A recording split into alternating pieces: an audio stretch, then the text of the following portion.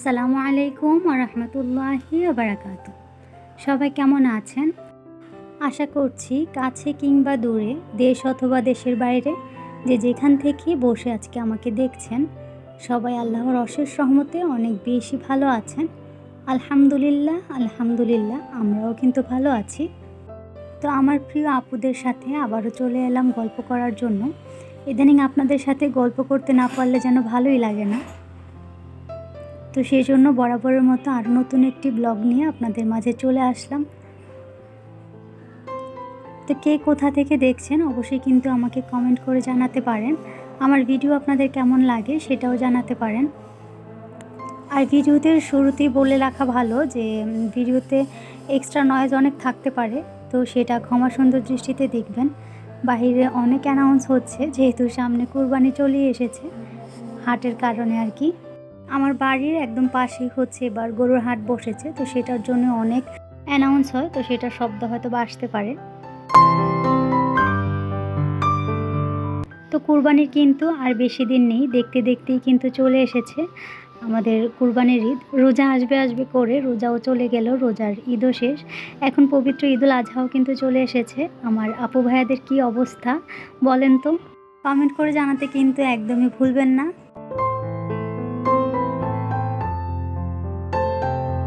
তো প্রতিদিনের রুটিন মাফিক এই একই কাজ, সকালবেলা উঠে হচ্ছে রুটি তৈরি করা। তো সেম কাজটাই করে নিচ্ছি। মাঝে মধ্যে আমার খুব বেশি বিরক্ত লাগে প্রতিদিন রুটি তৈরি করার জন্য, ভালো লাগে না আর কি। মাঝে মধ্যে যদি একটু ভিন্ন রকম খাওয়া যায় তাহলে কিন্তু খেতেও ভালো লাগে আর জিনিসটা তৈরি করতেও ভালো লাগে। কিন্তু আমার ফ্যামিলির মানুষদেরকে একদমই এটা বোঝাতে পারি না, তাদের রুটি ছাড়া চলবেই না। তো কি আর করার, এখানে রুটি আমি তৈরি করে নিচ্ছি।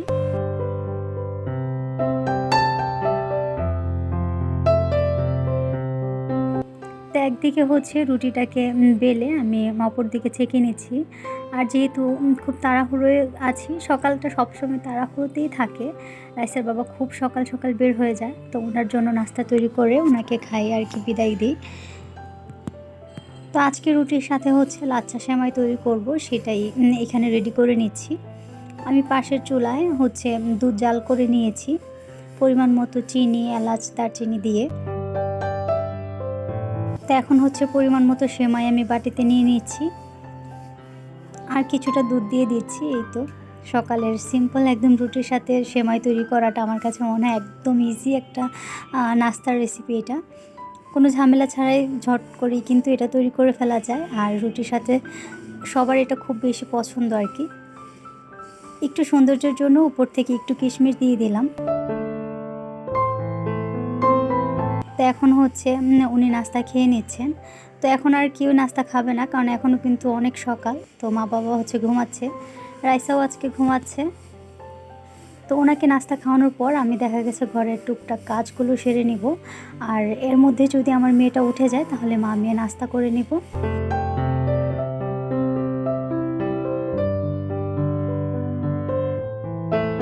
তো এই তো সকালে নাস্তা পর্ব শেষ, সবাই একসাথে মিলে পরে আমরা নাস্তা করে নিয়েছিলাম। এখন হচ্ছে যেহেতু ঈদ সামনে, তো পুরো বাড়ি ক্লিন করার একটা বিষয় থাকে, তো সেটাই আজকে করে নেব আর কি। তো সেই সাথে যেহেতু ঘরদোর অনেক নোংরা হবে, তো বেডশিটটাও চেঞ্জ করা দরকার। আর ঈদের যেহেতু বেশি দিন বাকি নেই, তো ভাবলাম একসাথেই চেঞ্জ করে ফেলি। আর ঈদের দিন সকালেও কিন্তু প্রায় অনেক বেশি ঝামেলা থাকে আমার কাছে। ঈদের দিন হচ্ছে বেডশিট চেঞ্জ করাটা একটু ঝামেলার মনে হয়। তো ঈদের 2-3 দিন আগেই আমি হচ্ছে বেডশিটগুলো সব রুমেরই চেঞ্জ করে ফেলি। তো এই তো আজকেও সেম কাজটাই করে নিচ্ছি, আমার কাছে এটাই আর কি বেশি ভালো হয়। 2-1 দিনের মধ্যে তো আর এটা ময়লা হয়ে যাবে না, তো সেটাকে মাথায় রেখে আর কি সবসময় আগে থেকে হচ্ছে এই কাজগুলো সেরে নিই, যতটা রিল্যাক্স আর কি থাকা যায়। ঈদের সকালটা যত আগে আগে কাজ শেষ করা যাবে, ততই কিন্তু ঈদটাকে উপভোগ করা যায় আর কি। ফ্যামিলির সাথে একটা ভালো সময় কাটে। তো এই তো নিজের মন মতো করে যতটা পেরেছি সুন্দর করে গুছানোর, তো গুছিয়ে নিয়েছি। এর মধ্যে কিন্তু সব কাজ আগে করে নিয়েছি, যেমন ঘর ঝাড়া, যে ঝুল রয়েছে সেগুলোকে ঝাড়া, ক্লিন করা, ফার্নিচার ক্লিন করা আর কি, মোছা, সব কিছু করার পর এখন লাস্ট পর্যায়ে বেডশিটগুলোকে চেঞ্জ করে নিচ্ছি। তো সব কিছু আসলে আর ক্যামেরাতে শেয়ার করিনি, যেহেতু অনেক কাজ, আর ক্যামেরা করতে গেলে কিন্তু মানে ভিডিও করতে গেলে কিন্তু অনেকটা সময়ের প্রয়োজন। তো যার কারণে আর কি যতটা অল্পতে সারা যায়। এখানে হচ্ছে আমার বেডরুমের একটা কর্নারে আর কি আমি ঝুড়িটা রেখে দিয়েছি একটা টুলের উপর।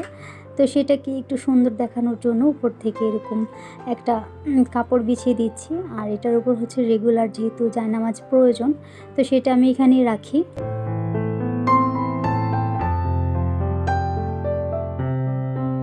তো বেডরুম গোছানো শেষ করে এখন ড্রয়িং রুমটাকেও ভালোভাবে গুছিয়ে নিচ্ছি। আর এই পর্যায়ে আমার প্রিয় আপু ভাইদেরকে একটা কথা মনে করিয়ে দিতে চাই, যারা এখনও আমার ভিডিওটি দেখছেন, আশা করছি আপনাদের কাছে আমার ভিডিওটি ভালো লেগেছে। যদি ভালো লেগে থাকে তাহলে ভিডিওতে একটা লাইক দিতে পারেন, সাথে আমার চ্যানেলটাকে সাবস্ক্রাইব করে অল বাটনটি ক্লিক করে রাখতে পারেন। এতে করে আমি যখনই ভিডিও আপলোড দিব নোটিফিকেশান আপনার কাছে পৌঁছে যাবে। আর যারা অলরেডি এই কাজটি করে দিয়েছেন তাদেরকে অসংখ্য অসংখ্য ধন্যবাদ জানাই। তো বেডশিটগুলো তো চেঞ্জ করে ফেললাম, কিন্তু আজকে আর এগুলোকে ওয়াশ করা সম্ভব না। তো সেই জন্য আর কি যে ঝুড়িটা রয়েছে সেটার মধ্যে রেখে দিচ্ছি। আগামীকাল অথবা তার পরের দিন আর কি সময় করে এগুলোকে ওয়াশ করে ফেলবো।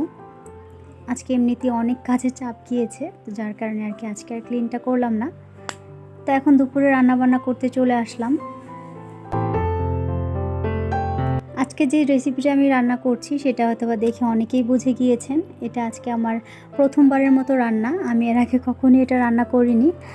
আর বলা চলে যে এই রেসিপিটা আমি কখনো খাইও নি, একবার শুধু খেয়েছিলাম, আমার খালা শাশুড়ি রান্না করে পাঠিয়েছিলেন, তখন আর কি খুব ভালো লেগেছিল। তো আজকে এটা রেসিপিও যেহেতু আমার জানা নেই, তো নিজের মন মতো করে আর কি রান্না করার চেষ্টা করছি। সাথে মা তো রয়েছে, টুকটাক বলে দিচ্ছে আর কি। কাঁচা কাঁঠাল যে এভাবে রান্না করেও খাওয়া যায় সেটা কিন্তু আমার আগে জানা ছিল না। তো কাঁচা কাঁঠালটা রান্না করার জন্য এখানে হচ্ছে আমি মুগ ডাল আর শিমের বিচি হচ্ছে ভেজে নিয়েছি। সেই সাথে এখানে প্রায় 350 গ্রামের মতো আস্ত জিরা আছে, সেটাকেও টেলে নিয়েছি। একদম ঈদকে সামনে রেখে আর কি বেশি করে নিয়েছি, এদের মধ্যে তো লাগবেও বেশি। তো জিরাটাকে হচ্ছে টেলে ঠান্ডা করে তারপর ব্লেন্ডারে ব্লেন্ড করে নিয়েছি খুব ভালো করে। তো এখন এগুলোকে জারে রেখে দিচ্ছি।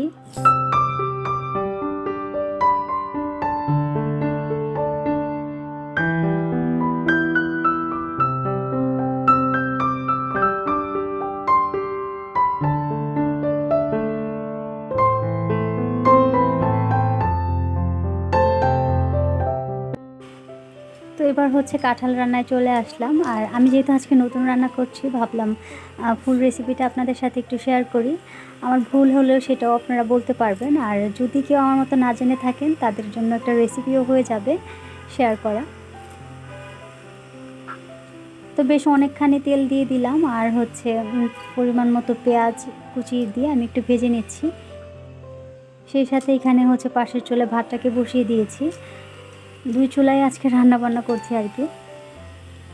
তো পেঁয়াজ, এলাচ, দারচিনি এগুলোকে হালকা একটু ভেজে এবার হচ্ছে পানি দিয়ে আমি সব ধরনের মশলা দিয়ে দিয়েছি, যেমন হলুদ গুঁড়া, জিরার গুঁড়া, মরিচের গুঁড়া আর হচ্ছে লবণ। আমি যেহেতু অনেকটা বেশি করে রান্না করব, তো আমি আমার পরিমাণ মতো দিয়েছি। আর আমার হাঁড়িটা দেখেই বুঝতে পারছেন যে অনেক বেশি করেই রান্না করব। তো মশলাটাকে একটু কষিয়ে আমি মুগ ডালটাকে দিয়ে সেটাকেও কিছুক্ষণ কষিয়ে নিয়েছি।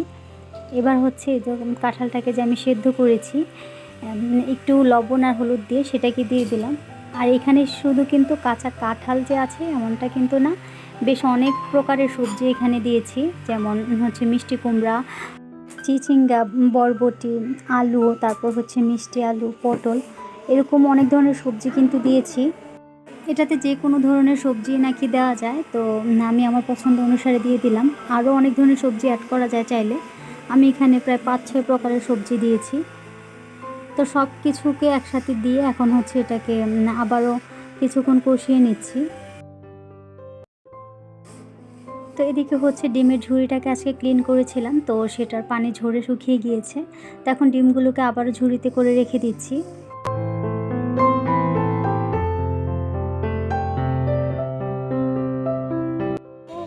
তো পাশের চুলায় কিন্তু আমার বাকি সমস্ত রান্নাবান্না কিন্তু শেষ। তো এখন চুলাটাকেও আমি ভালো করে ক্লিন করে নিচ্ছি।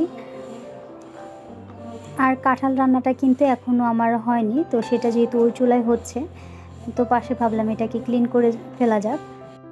তো কাঁঠালটাকে হচ্ছে সমস্ত সবজি সহ আমি অনেকক্ষণ কষিয়ে নিয়েছি, তারপর কিন্তু কিছুটা কমে এসেছে। তারপর অল্প পরিমাণে পানি দিয়েছি, এটা যেহেতু শুকনাই খায় বেশিরভাগ আর কি। তো তারপর হচ্ছে এটাকে সেদ্ধ করে নিচ্ছি। আর ভিডিওতে যতটা অল্প সময়ে এটা রান্না হয়ে গেছে মানে দেখা যাচ্ছে, আসলে কিন্তু এতটা অল্প সময় হয়নি।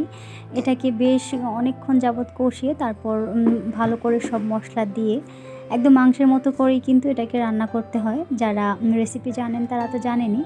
আর খেতে কিন্তু অনেক বেশি মজার হয়। দেখেই বুঝতে পারছেন যে কতটা লোভনীয় হয়েছে। দুপুরে কিন্তু আমাদের এটা দিয়েই দুপুরের খাবার আর কি হয়ে গিয়েছে। তো সেজন্য বেশি কিছু রান্নাও করিনি। মা বারবার বলছিল যে এটা রান্না করলে আর কিছুই রান্না করার দরকার নেই। তো দুপুরে খাওয়া শেষ, এটা হচ্ছে রাতের বেলা। বক্সে করে হচ্ছে আমি পরিমাণ করে রেখে দিচ্ছি, যেহেতু অনেকটা, এতটা তো আর একদিনে খাওয়া সম্ভব না। তো সেগুলো পরে আর কি যখন খাবো তখন নামিয়ে খাওয়া যাবে। আর এখানে বাটিতেও কিছুটা রেখে দিয়েছি রাতের জন্য, আর হচ্ছে সকালে নাস্তার জন্য। এটা দিয়েই নাকি সকালে নাস্তা করবে, তাহলে বোঝেন যে কী পরিমাণে মজা হয়েছে। তো বক্সগুলোকে হচ্ছে এখন ফ্রিজে রেখে দিচ্ছি। একটাকে হচ্ছে ডিপে রাখছি আর একটাকে নর্মালে রাখবো। নর্মালেরটা হচ্ছে তাড়াতাড়ি খাওয়া হয়ে যাবে আর কি সেজন্য, আর ডিপেরটা কিছুদিন দেরি হবে। তো যাই হোক, আমার ভিডিওটা আজকে আর বেশি লং করছি না, এখানেই শেষ করে দিচ্ছি। ইনশাআল্লাহ আবারও কোনো নতুন একটা ভিডিও নিয়ে আপনাদের সাথে গল্প করতে চলে আসব। সে পর্যন্ত সবাই অনেক বেশি ভালো থাকবেন আর আমাদের জন্য দোয়া করবেন। আল্লাহ হাফেজ, আসসালামু আলাইকুম।